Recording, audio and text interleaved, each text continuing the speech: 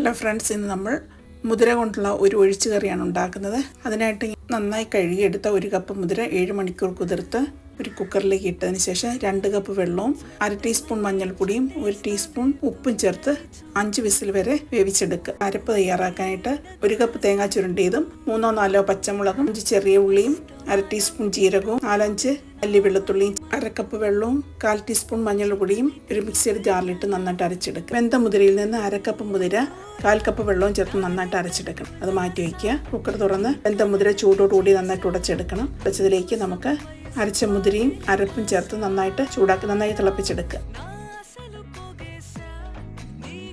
ആവശ്യത്തിന് ഉപ്പും ചേർത്ത് നന്നായി ഇളക്കിയെടുക്കുക.